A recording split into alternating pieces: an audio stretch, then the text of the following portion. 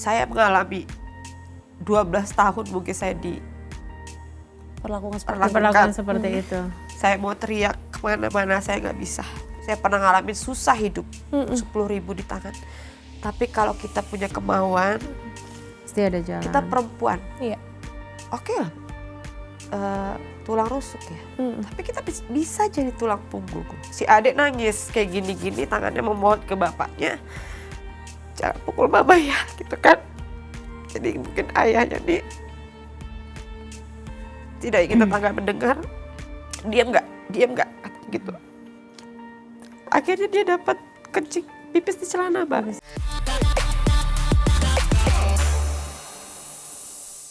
Assalamualaikum warahmatullahi wabarakatuh. Bersama kita lagi Piet Cynthia Mawar dan Zeni TR. Ya, bersama kita lagi di acara Jurnal. Oke, Mbak Zen, akhirnya kita ketemu lagi nih. Kemarin Nah. episode kita yang pertama itu booming banget, Mbak. Masya Allah. Sampai akhirnya Keren. banyak narasumber yang mau hadir ya, Mbak. Oh iya.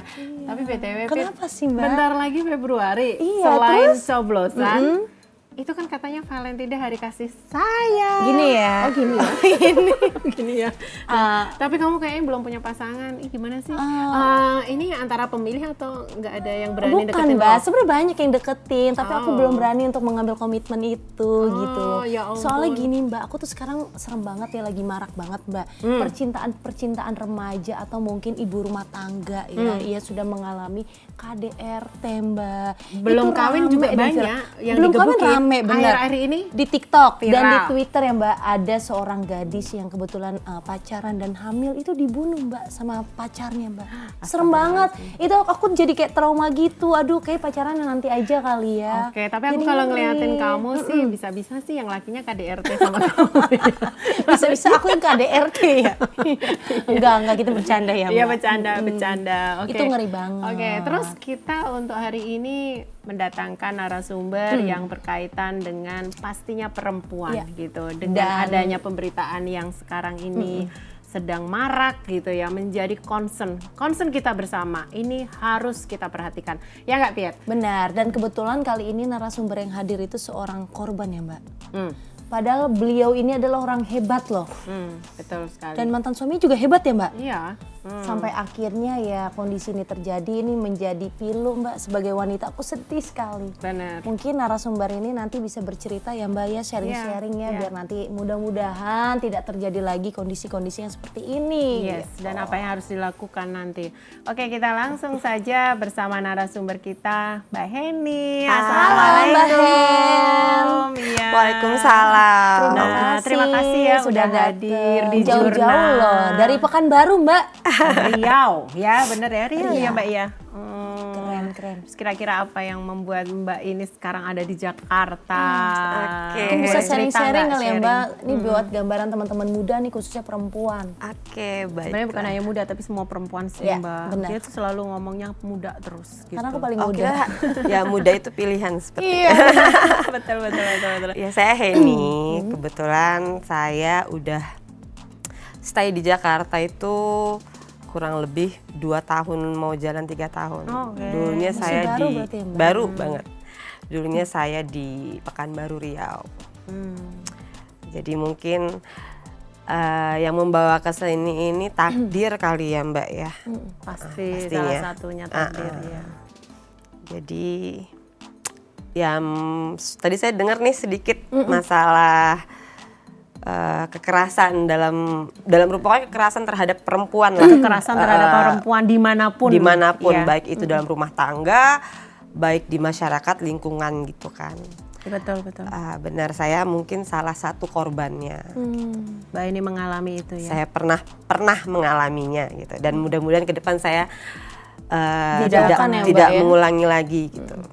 Jadi untuk perempuan-perempuan di luar sana mungkin berdasarkan mengenal pria atas dasar nama cinta, gitu kan. Akhirnya apapun kondisi pasangan itu ya sudah. Ini saya menceritakan diri saya dulu gitu.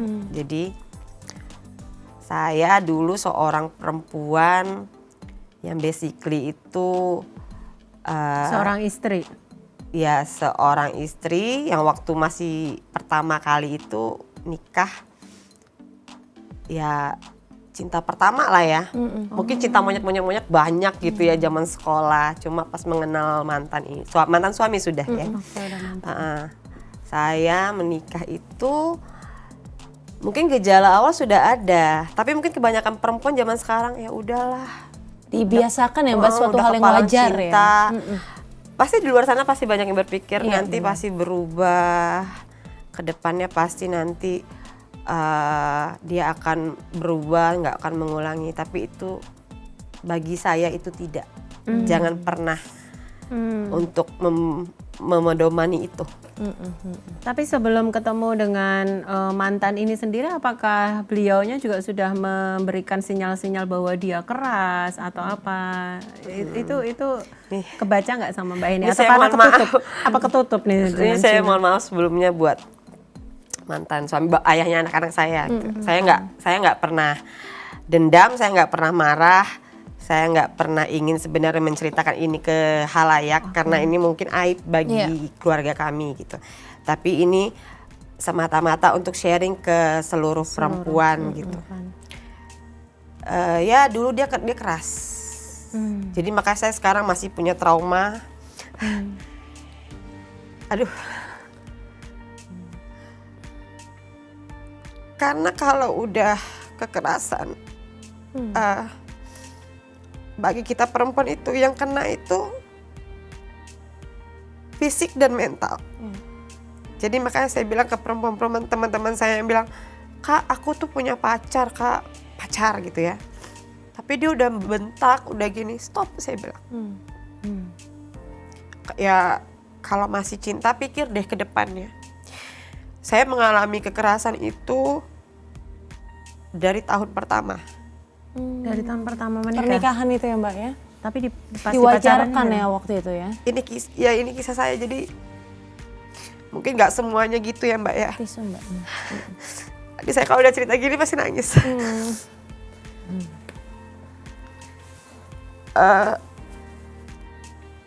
Karena saya prinsip saya ingin menikah satu kali, meninggal satu kali, hidup satu kali dulu. Makanya saya cari pasangan waktu itu yang pegawai negeri lah. Jadi kan susah bercerai karena orang tua saya juga, bapak saya juga TNI waktu itu kan. Jadi saya berpikir waktu dulu zaman sekolah pengen punya suami yang PNS, kalau bercerai susah. Kalau nanti udah tua, walaupun udah tua masih ada gaji, itu pemikiran dulu saya.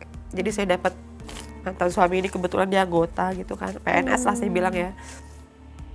Jalan 1 tahun menikah saya mencoba bertahan karena anak.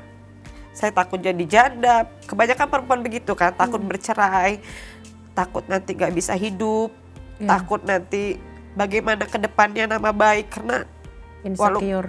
Insecure karena status janda.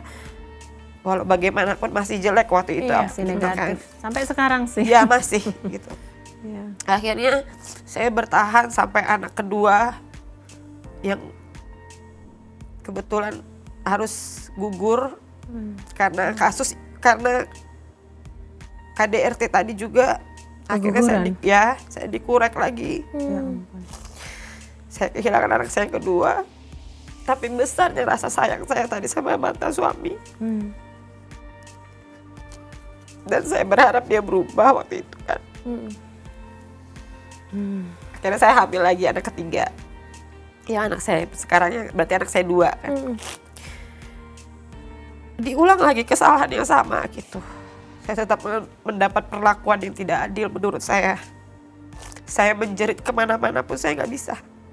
Sudah lapor ke polisi? Saya sudah lapor ke pimpinan, tapi kembali lagi semua itu kita yang ngejalanin. Orang cuma bisa bilang sabar, atau pisahlah kalian, sabarlah kamu. Atau mungkin dari yang lain tuh ngelihatnya kan suaminya kayaknya baik gitu. Ada juga kayak gitu Mbak. nggak percaya gitu kan. Tapi karena saya ada bukti, mungkin tetangga saya atau orang terdekat saya tahu, kecuali keluarga ya. Saya nggak pernah cerita ke keluarga saya. Oke. Karena merasa ini sebuah aib ya Mbak ya? Itu pilihan saya dulu. Karena orang tua saya mungkin juga pernah ngelarang gitu kan. Karena wataknya keras. Pikirlah Jadi saya mencoba menelan. Saya bilang sama keluarga saya, apapun yang terjadi, mereka dengar saya ribut cekcok gitu, tapi gak pernah sampai dipukul gitu kan. Karena saya beberapa kali mau diceraikan. Sampai saya tanya, kesalahan saya apa? Punya istri cantik kayak Mbak Heni. Saya salah apa? Saya ngasih anak, saya ngasih keturunan. Apa yang kita minta dikasih Allah. Putra putri, harta, jabatan, Apa yang kurang? apa yang kurang dari saya? Memasak, apapun saya rasa. Dan itu sudah dibuktikan di pengadilan gitu. Alhamdulillah saya dapat nama baik, saya bisa saya selamatkan. Saya tidak ada kesalahan di situ. Tapi kembali lagi,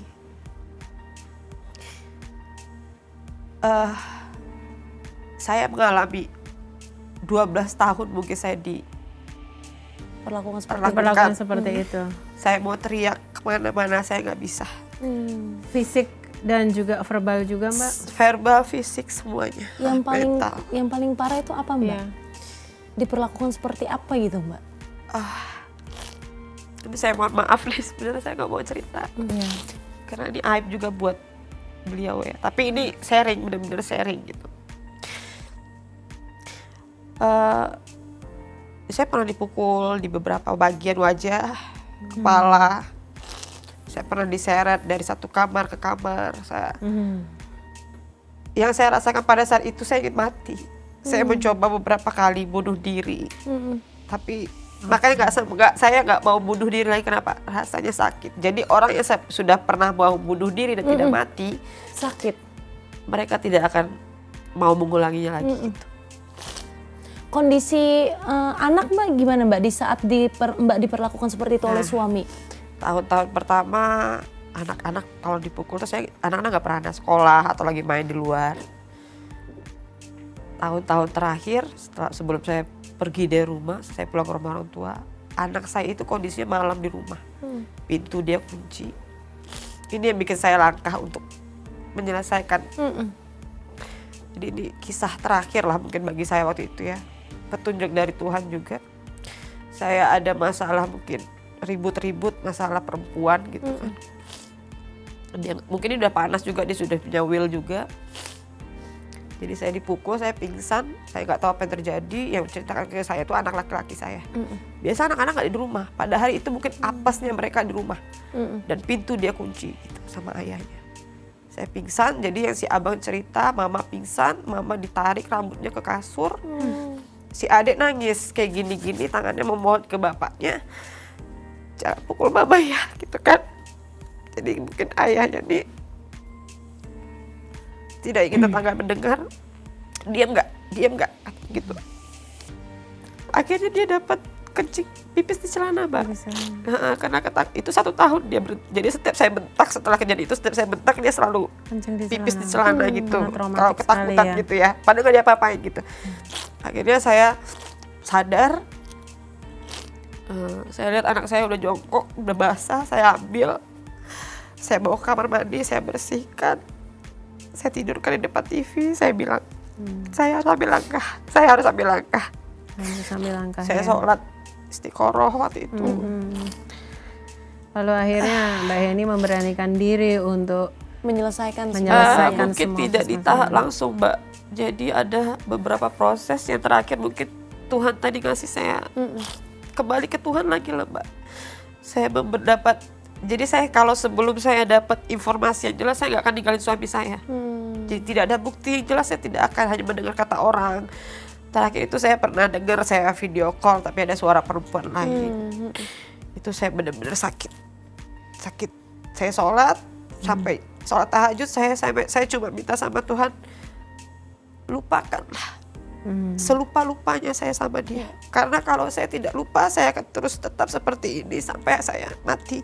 Dan ada beberapa orang yang nasihati saya, Bu Heni sekarang umur berapa? 30, saya bilang waktu itu 30, sekarang umur saya 37 tahun. Kalau Ibu Heni tidak ngambil keputusan dari sekarang, umur sekian, Bu Heni cacat, nggak bisa kerja lagi, bagaimana? Akhirnya saya, karena yang jalan ini kan saya kan Mbak. Saya senang, saya jalani, saya susah, saya jalani. Saya tanya ke mama, papa juga, jawabannya ada di saya. Akhirnya Mbak memberanikan diri itu tadi. Saya pulang ke rumah orang tua. Saya dulu saya takut anak-anak saya. Saya bertahan di rumah tangga, biarlah saya dipukuli, biarlah saya jadi jenazah di sini gitu. Asalkan saya nggak diceraikan gitu. Oke. Ya. Sebenarnya perempuan ini juga kalau sudah mengalami KDRT terkadang ada kekhawatiran dan ketakutan ya Mbak ya.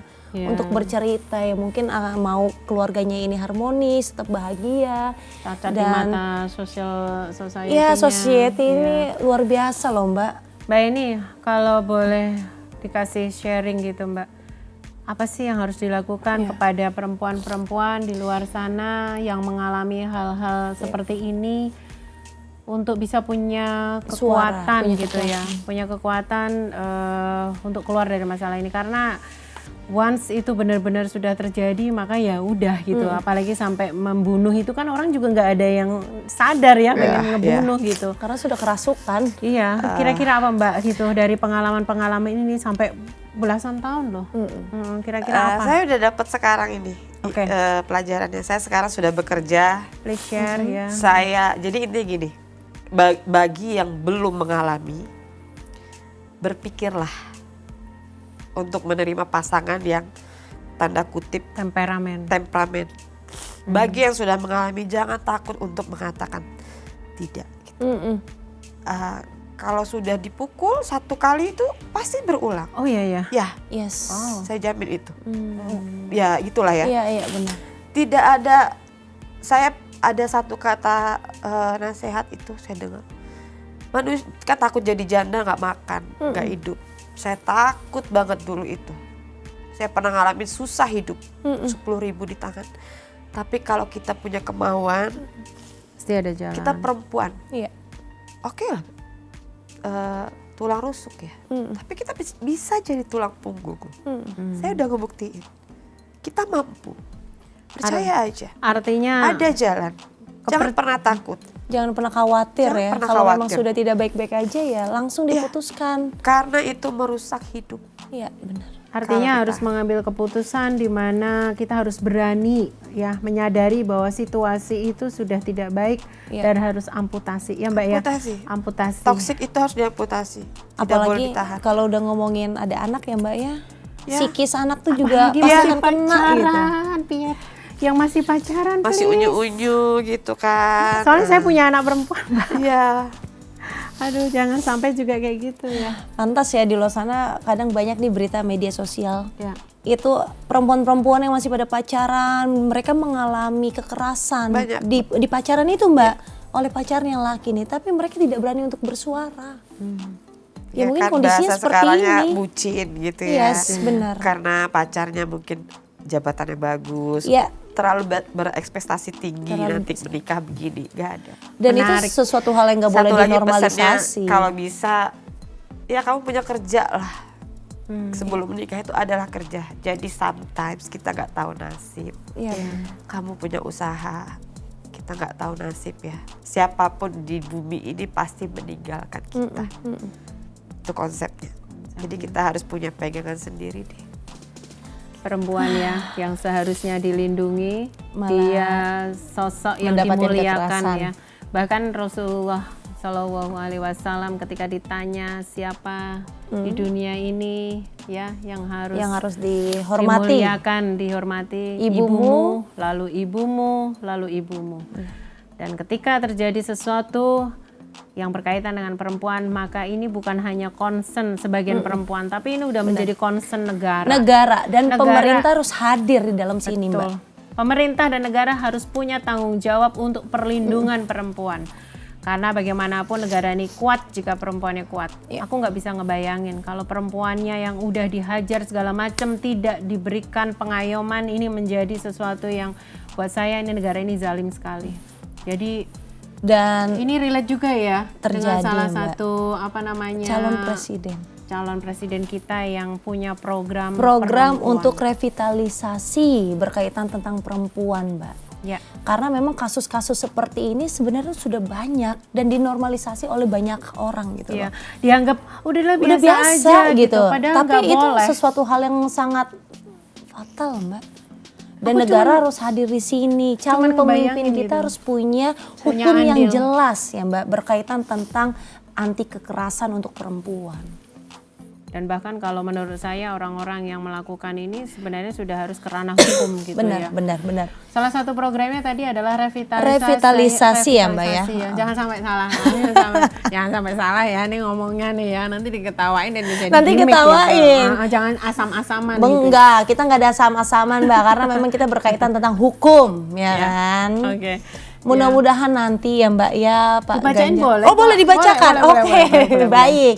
Di dalam visi misinya Pak Ganjar itu adalah salah satunya tentang penguatan dan kesetaraan afirmasi gender, perempuan dan perlindungan anak di seluruh bidang kehidupan masyarakat. Yes. Dan tentunya Mbak, ini relate banget pada program kita pada hari ini. Kita mengundang Mbak Heni berkaitan tentang revitalisasi pendampingan terhadap korban kekerasan baik perempuan maupun anak.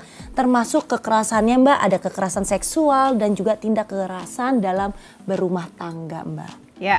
Dan bagi para perempuan di mana saja berani untuk speak up atau Yes. bicara.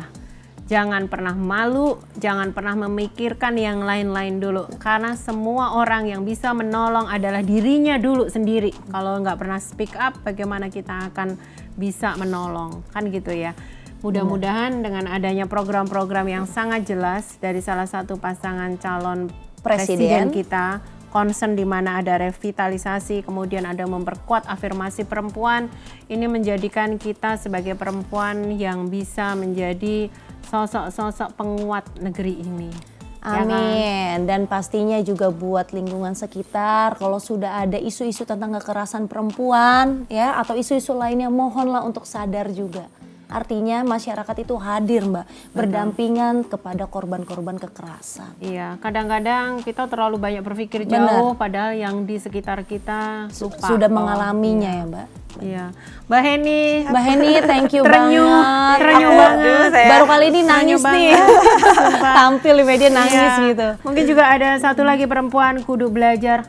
Iya. Oh, bener. Bela Ini diri Mbak, ya. Harus kuat gitu harus ya. bisa kuat ya, untuk Mbak bela Heni. diri. Terus Ya. juga tadi harus bisa firm dulu nih di dalam dirinya kalau mau menikah ya Mbak Ya. ya. At least punya bisnis atau pekerjaan yang layak gitu. Dan juga jangan terlalu bucin-bucin amat dong. Iya benar, jangan bucin-bucin banget. Nanti bucin tiba-tiba dikecewain 10 tahun. Oh iya. Ini bucin nama yang mana nih? Oke, terima kasih banyak Mbak Heni. Siap, Mbak Jen, thank you so kita much. pamit undur diri ya. Terima kasih banyak. Oke, siap. Terima kasih teman-teman. Terima kasih semuanya Sampai dan jangan lupa untuk bertemu terus lagi ya Mbak bersama ya, kita ya di bersama acara Jurnal bersama Piet Cynthia. Zeni Turahayati. Pamit undur diri. Bye-bye. Assalamualaikum.